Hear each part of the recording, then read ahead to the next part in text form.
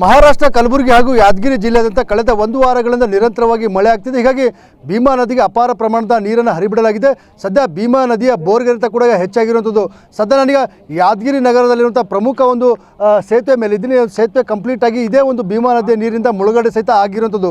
ನಿರಂತರವಾಗಿ ಮಳೆ ಆಗ್ತಿರೋ ಕಾರಣಕ್ಕಾಗಿ ನದಿಗೆ ಸುಮಾರು 4.5 ಲಕ್ಷಕ್ಕೂ ಅಧಿಕ ಕ್ಯೂಸೆಕ್ ನೀರನ್ನು ಹರಿಬಿಡಲಾಗಿದೆ. ಹೀಗಾಗಿ ಈ ಒಂದು ನಗರದ ಮಧ್ಯಭಾಗದಲ್ಲಿರುವಂಥ ಸೇತುವೆ ಕಂಪ್ಲೀಟ್ ಆಗಿ ಜಲಾವೃತ ಕೂಡ ಆಗಿರುವಂಥದ್ದು. ಅಂದರೆ ನಗರದ ಮಧ್ಯಭಾಗದಲ್ಲಿ ಹಳ್ಳ ಇದೆ, ಹಳ್ಳಕ್ಕೆ ಅಡ್ಡಲಾಗಿ ಸೇತುವೆಯನ್ನು ನಿರ್ಮಾಣ ಮಾಡಲಾಗಿದೆ. ಅಂದರೆ ಇದು ಪ್ರಮುಖವಾದ ರಸ್ತೆ. ಇಲ್ಲಿಂದ ಯಾದಗಿರಿ ನಗರದಿಂದ ಕಲಬುರಗಿ ಸೇರಿದಂತೆ ಬೇರೆ ಬೇರೆ ಭಾಗಕ್ಕೆ ಇದೇ ಮಾರ್ಗವಾಗಿ ಹೋಗ್ತಾರೆ. ಜೊತೆಗೆ ಪ್ರಮುಖವಾಗಿ ಭಾಳ ಗಮನಿಸಬೇಕಾದ ಅಂಶ ಏನಂದರೆ ಇಲ್ಲಿಂದನೇ ಯಾದಗಿರಿ ಸಿಟಿಯ ಜನರು ಜಿಲ್ಲಾಧಿಕಾರಿಗಳ ಕಚೇರಿ ಆಗಿರ್ಬೋದು ಮತ್ತು ಪೊಲೀಸ್ ವರಿಷ್ಠಾಧಿಕಾರಿಗಳ ಕಚೇರಿ ಆಗಿರ್ಬೋದು ಮತ್ತು ಜಿಲ್ಲಾ ನ್ಯಾಯಾಲಯಕ್ಕೆ ಕೂಡ ಇದೇ ಮಾರ್ಗದಿಂದ ಹೋಗ್ತಾ ಇದ್ರು. ಆದರೆ ಈಗ ಕಂಪ್ಲೀಟ್ ಆಗಿ ಒಂದು ಸೇತುವೆ ಮುಳುಗಡೆ ಆದ ಕಾರಣಕ್ಕಾಗಿ ಸ್ಥಳಕ್ಕೆ ಪೊಲೀಸರು ಬಂದರೆ ಜೊತೆಗೆ ನಗರಸಭೆ ಅಧಿಕಾರಿಗಳು ಬಂದು ವಾಹನ ಸಂಚಾರಕ್ಕೆ ತಡೆಯನ್ನು ನೀಡಲಾಗಿದೆ.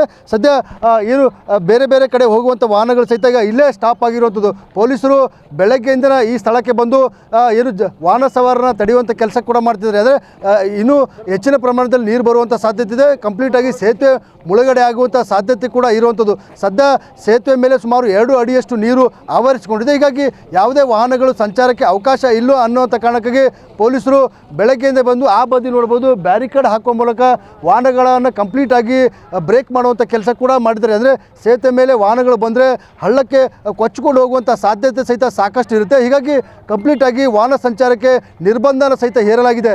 ಅಧಿಕಾರಿಗಳು ಮತ್ತು ಪೊಲೀಸರು ಈ ಸ್ಥಳಕ್ಕೆ ಬಂದು ವಾಹನಗಳ ಸಂಚಾರ ಆಗದಂತೆ ಕ್ರಮ ಸಹಿತ ವಹಿಸಿಕೊಂಡಿದ್ದಾರೆ. ಅಂದರೆ ಸಾಕಷ್ಟು ಜನರು ಈ ಒಂದು ಸೇತುವೆ ಮಾರ್ಗವಾಗಿ ಓಡಾಡ್ತಿದ್ರು. ಅಂದರೆ ಪ್ರಮುಖವಾಗಿ ಜಿಲ್ಲಾಧಿಕಾರಿಗಳ ಕಚೇರಿ, SP ಕಚೇರಿ ಮತ್ತು ಜಿಲ್ಲಾ ನ್ಯಾಯಾಲಯಕ್ಕೂ ಇದೇ ಮಾರ್ಗವಾಗಿ ಹೋಗ್ತಾ ಇದ್ರು. ಆದರೆ ಸೇತುವೆ ಮುಳುಗಡೆ ಆದ ಕಾರಣಕ್ಕಾಗಿ ಸಾಕಷ್ಟು ಸಮಸ್ಯೆ ಕೂಡ ಆಗ್ತಿರುವಂಥದ್ದು.